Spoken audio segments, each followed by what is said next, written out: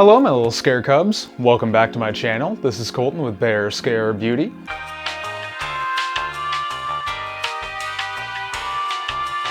Back again. And so today we're going to be doing another kind of long form commentary slash educational video. And yeah, this one is going to be about like debate tactics. My upper lip itches. Kind of more focused on what would be called logical fallacies. There's formal and informal. We're going to be focusing more on informal logical fallacies since those really seem to be the most common ones used in like online and a lot of political debates lately. And while we do that, this is really going to be inspired a lot by like Smokey Glow's Talktorial Tuesdays, but not that. I'm going to be getting into drag again because I just feel like it, and I don't want to do a special effects video right now because I am just so tired and so exhausted, and I feel like a lot of people are. And this is a great way to do like character makeup without having to develop a full character and like spend a ton of time getting ready. So let's get into it. Oh, before we do that, subscribe down below, ring the bell, it'd mean a lot. And follow me on Instagram and Twitter, Bear Scare Beauty, same way it's spelled here. Alright, I'm gonna start by gluing my brows down, and while I do that, we're going to kind of define what a logical fallacy is. And this is from a website called The Best School. Now, this might seem a little weird, but it's kind of hard to find a like quote-unquote scholarly source for things like this because it's just kind of a thing in the English language, right? So, a logical fallacy is essentially described as an error in reasoning, and they're common enough that, and this is a direct quote from the website, that they deserve a fancy name. So, errors in reasoning are not super uncommon, right? Not necessarily all of them are logical fallacies, but a lot of them are. And it's important to know how to spot and as well as recognize that you're about to commit a logical fallacy so you don't fall into the trap of using one. And they're really great at being used against people as like gotcha arguments. So there are two major types of logical fallacies. One is known as a formal fallacy, and this would be something that's classified as like an error in structure. That like how you structure a sentence while debating is either incorrect or out of sequence. Therefore, arguments just seem kind of like random noise and not really a cohesive argument. The kind we're going to be talking about today would be an informal fallacy. And so that would mean like your argument is structured correctly, or what you're trying to argue is structured correctly. However, what you're saying may not be correct, even in context to what you're talking about. So it might be structured correctly, you know, you might follow point A, B, C, but what you're saying about point A, B, and C could either be incorrect or misleading, potentially.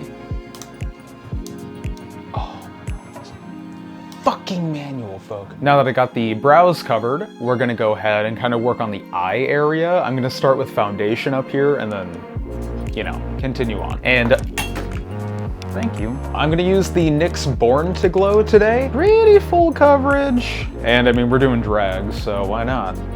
All right, while I'm blending this out, let's talk about a really, really common logical fallacy. This is known as the ad hominem fallacy. And that is, I believe, derived from Latin for against man or against human. You know, especially this year, it's been a very, very common type of fallacy in an argument because it's essentially rejecting a point of the argument based on a physical or personal characteristic of the person you're debating with. So, whenever you think of argument, you probably think of like shouting match, right? Like people get angry, people get heated, things like that. And that's usually because of an ad hominem. People are attacking somebody directly or personally. Now, usually when this happens, it really holds no weight and isn't even connected to the argument. Ad hominems are usually an insult or attack on somebody used in place of an argument, but implied that it's a point to an argument. So this is, once again, from the best schools, a list compiled by Quora, and these would be like attacks that were used against Hillary in 2016, Killary Clinton, Hilla the Hun, Shrillery, thing like that. And likewise, attacks against Trump, Angsy Creamsicle, Short-Fingered Vulgarian, Fascist Carnival Barker, Fuckface Von Clownstick. I'm gonna start using that, that's brilliant.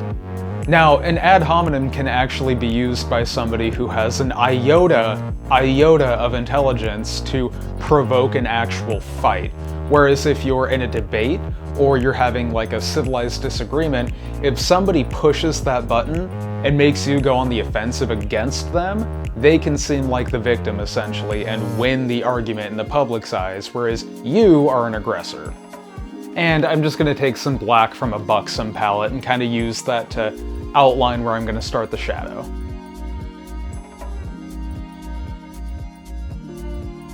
Alright, now that I got that down, let's talk about the next one. This one's really common. This is called a straw man argument. I'm sure a lot of people have heard this tossed around. The straw man argument is named after a straw man, a lifeless scarecrow. So it's a lot easier to attack somebody or win an argument against your opponent when you're attacking a lifeless scarecrow of an argument.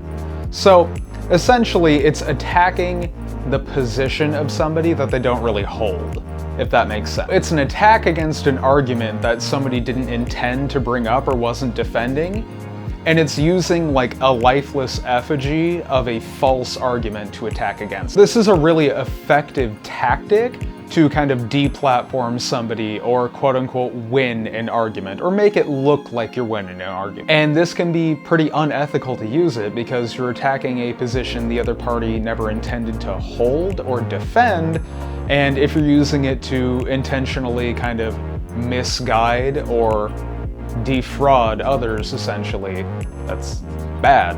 And then this is just straight up an example of what a straw man is, once again from the best schools. The senator thinks we can solve all of our ecological problems by driving a Prius, right? So let's say somebody's arguing climate change, saying, oh, we need to cut our emissions. One of the easiest ways to do that would be driving cleaner cars or working for renewable and cleaner fuel sources. So if someone's like, oh, well, you just want all of us to drive a Prius then. That's not the argument being made. But you're oversimplifying it, so the crowd can generally agree with you by being like, I don't want to drive a Prius, that type of thing. Another example, and this is a little more nuanced, but it's still a straw man, quite the contrary. The senator thinks the environment is such a wreck that no one's car choice or driving habits would make the slightest difference. So that would be implying that the senator in this debate is saying that we've gone beyond the point of no return, right? Just being like, oh, well, it's such a wreck, why even bother? But really, they're not intending to say that. Once again, they're saying, no, we need to make conscious changes to what we're doing to protect the environment. But it's not being presented that way by the other party because it is a straw man. And now, in honor of the blue wave and our democracy being directly threatened by a petulant child that was given the nuclear launch codes, I'm going to be doing a blue eye look today. I'm going to take the full-on crazy palette and use the shade Poison. It's the really deep blue. And I'm going to set that right over where we made that new crease and kind of blend it up a little bit. I'm just taking a Delium Tool 774 flat shader and doing that. Ooh, I forgot how powdery this shade was. Let's talk a little bit about strawman still, because this is a particularly dangerous debate tactic to come up against. It can be really infuriating. And now that I'm really trying to get people to focus on optics, it can lead to very poor optics, because you're going to come up against strawman, it's going to make you angry, you're going to fight back and get a little emotional, The other person might come at you with a little ad hominem that seems relatively harmless to those on the outside, but you're already in a heightened state and you're going to lash out harder.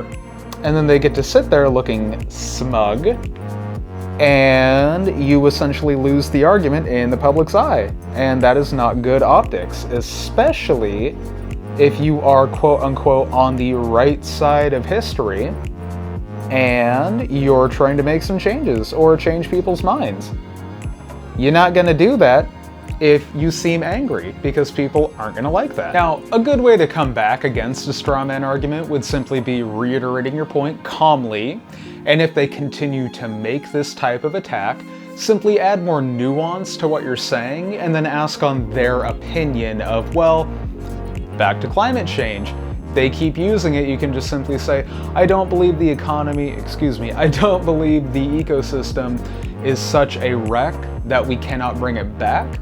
We just need to make better and more conscious choices to attempt to restore or maintain the economy. Now, I want to ask you, would you agree or disagree with this? This is another logical fallacy. And if you disagree, what would be your options or plans? Now, if you agree, what would you suggest we do? Once again, if you come into contact with a straw man, you gotta take a step back though, and you have to really think about what you say next. Now, I'm gonna reach into Savage. It's this really pretty light blue. I'm gonna take that on a Delium 776 blending brush. Just keep the nice fluffy edge of it, and then blend out that deeper blue.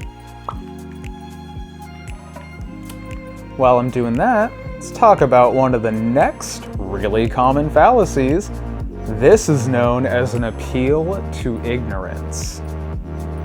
And I can guarantee you, in your personal or professional life or your scholastic life, you have come into contact with this. Anytime ignorance is used as a major premise to support an argument, it's liable to be a fallacious appeal to ignorance.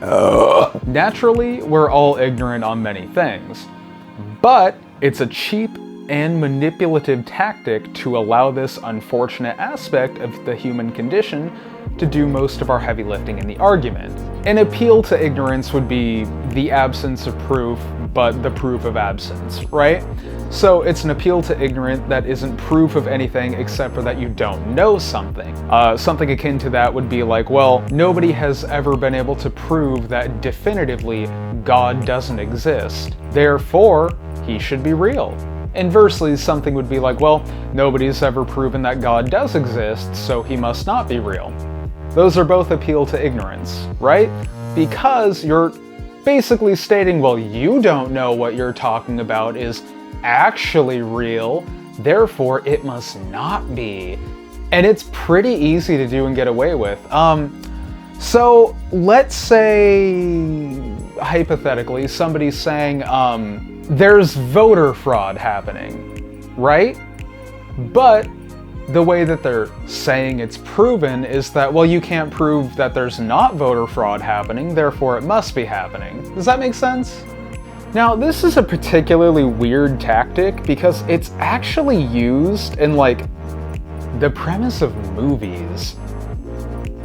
It really leads into or lends to a lot of magical thinking that's really pushed in things like religion or like Hallmark movies. Like, well, we don't know, Santa could be real, so he's gotta be. Or, you know, like, oh, well, just because you can't prove he's not real doesn't mean he isn't, that type of thing, right?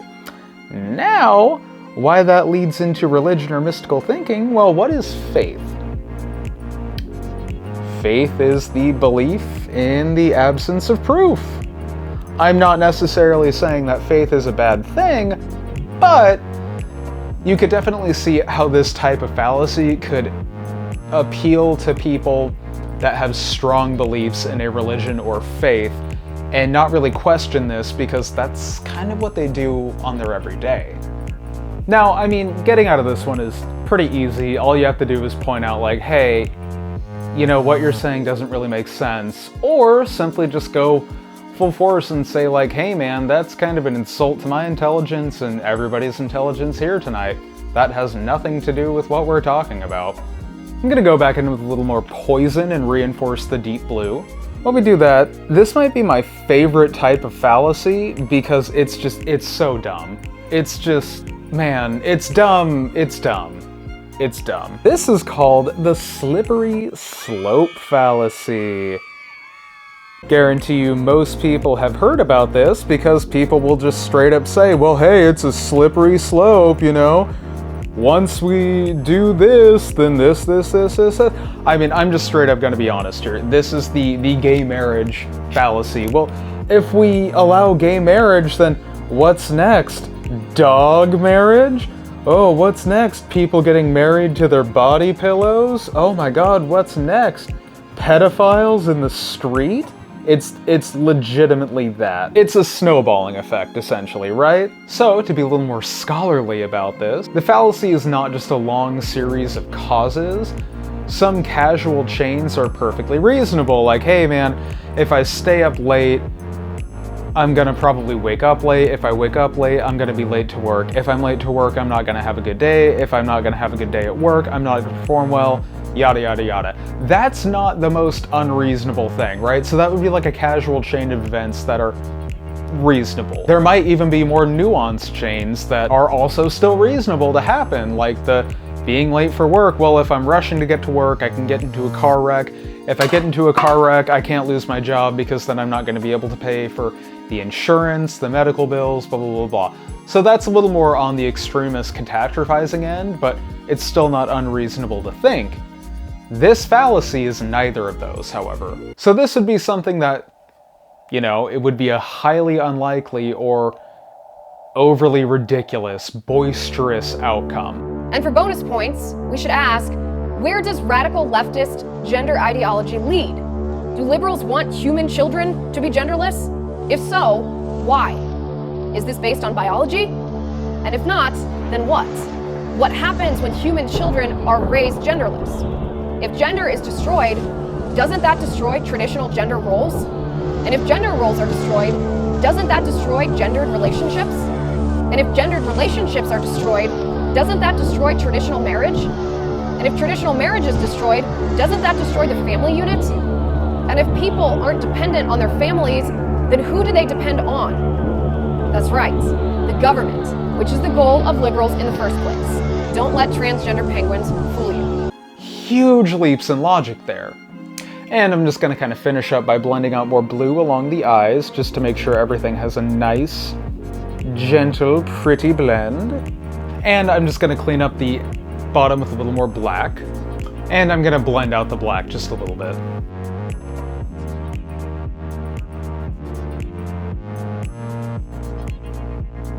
Alright, now that I got the base of the eyes more or less done, let's talk real quick about the hasty generalization. Love this one. A hasty generalization is a general statement without sufficient evidence to support it. So a hasty generalization is made out of a rush to have a conclusion, leading the argument to commit some sort of illicit assumption, stereotyping, unwarranted conclusion, overstatement, or over-exaggeration. Normally we can generalize without much of a problem. It is a necessary, regular part of language. We make general statements all the time, like, I like going to the park, or Democrats disagree with Republicans, right? Those are just like general Now, the hasty generalization may be the most common logical fallacy because there's no single agreed upon measure for sufficient evidence, which makes sense. When we use the phrase all the time in generalization, we aren't literally making these statements all the time. We do other things, like, oh, I go to the park all the time, doesn't mean that you spend 24/7 at the park, right? Just you like going to the park a lot. Now, the hard part about this is because there is no, like, quantifiable amount of evidence or support to what is an over or hasty generalization, but they are fairly easy to spot. So, for example, in makeup, you could say, I've got one sitting right here, Hourglass is the most expensive brand in makeup. Well, it is really expensive, but it's not the most expensive, but it's really expensive, right? So that'd be a hasty generalization. It's just like, well, that's the most expensive thing you'll ever buy in makeup. No, it's not. It's wrong. This can lead to stereotyping. And stereotyping an argument. So, for example, with the Black Lives Matter protest, I've heard a lot of like, well, those people are all just thugs. That is a huge and hasty generalization because you're narrowing down an entire social and political movement into just, oh, well, they're just this. It's like, no, they're not. There's a lot of different things in the movement. There's mothers, fathers, brothers, sisters, entire families.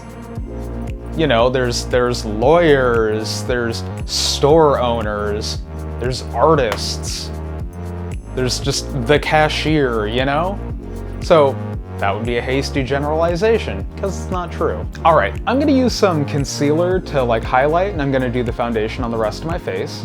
Talk about the next fallacy I'd like to speak about anyways, and this is called the red herring fallacy.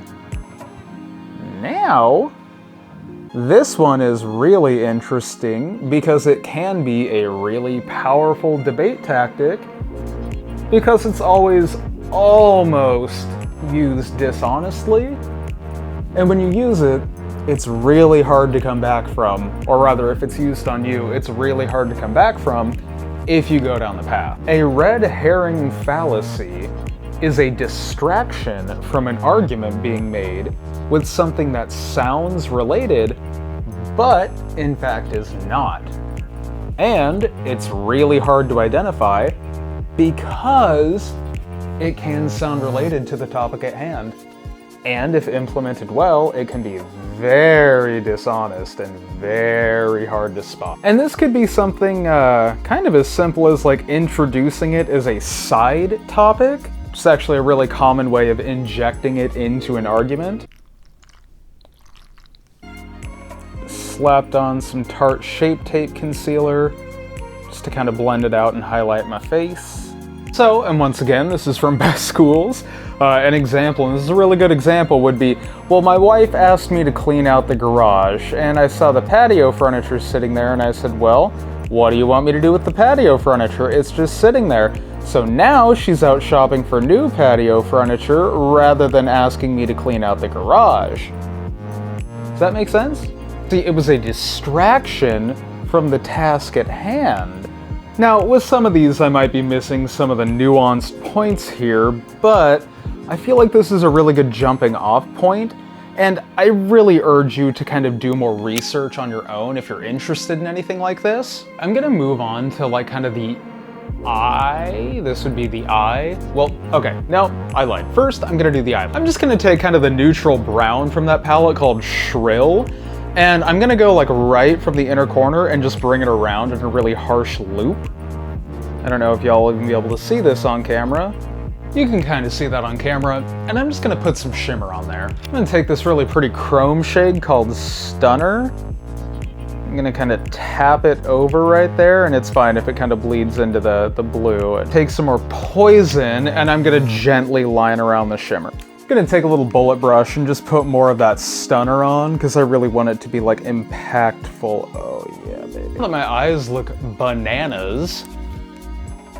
My entire body looks bananas. My whole face is bananas. B-A-N-A-N-A-S. I'm going to aggressively powder my face, and I mean aggressively. Now let's talk about the Tuquo fallacy, and I mean this one is really interesting, self-explanatory. So that translates into basically you too. It's kind of a he without sin cast the first stone, you know? It's also known as an appeal to hypocrisy, and I mean it's essentially just that. It's trying to point out the hypocrisy of an opponent, even if there's no hypocrisy or the person isn't being hypocritical, and just trying to play it as, well, you're just saying that to be a hypocrite. And they have a really good example here. A kid talking to his dad after getting caught smoking weed and going, well, Dad, you do it when you were younger, so I don't know why it's such a big deal.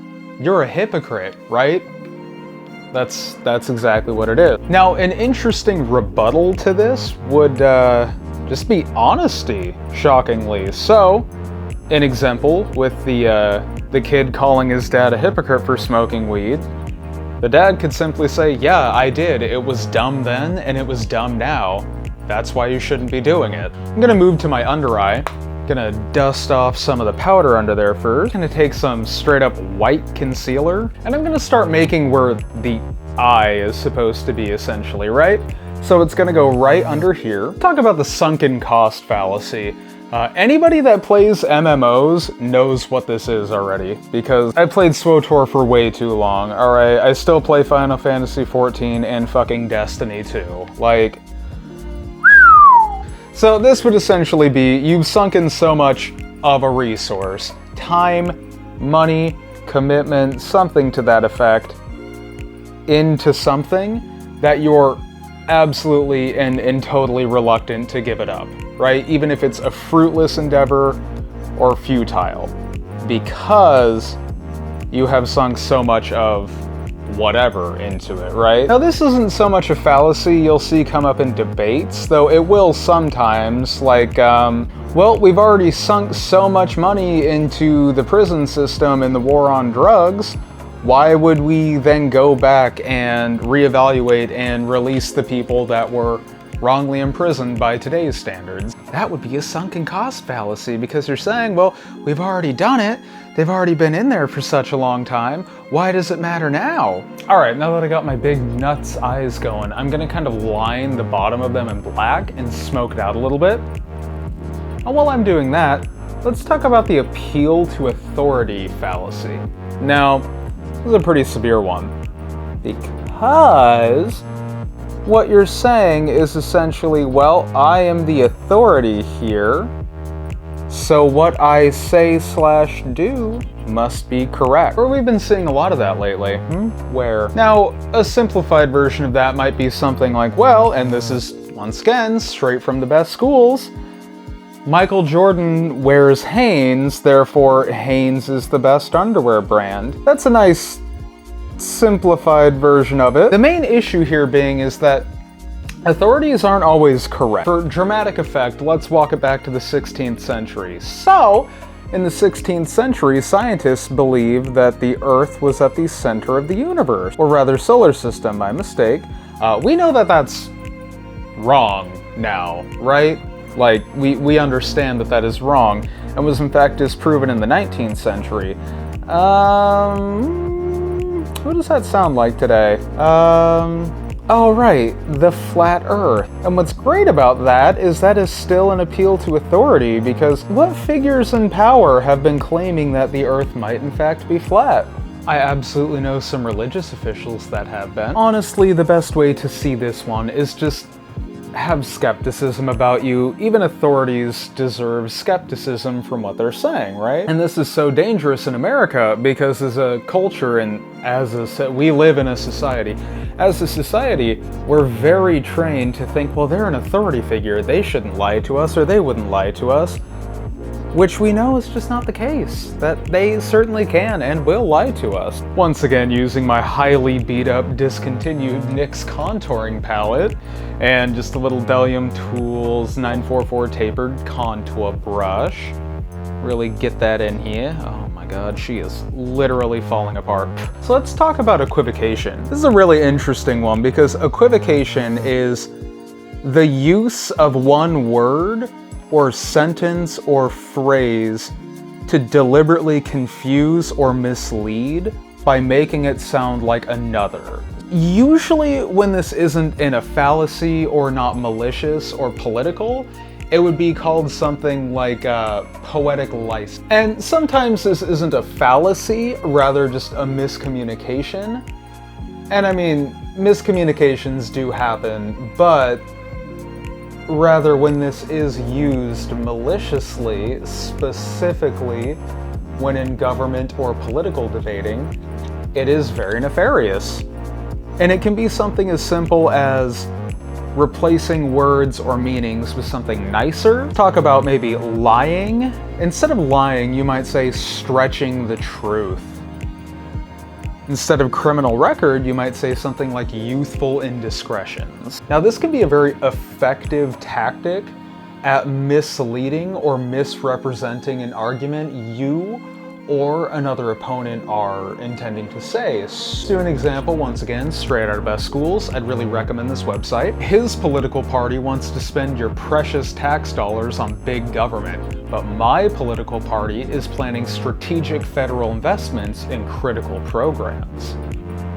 Those say the exact same thing, one is just more flowery than the other, and also, it's in conjunction with a straw man. See, these things work together often in tandem, and they're very, very powerful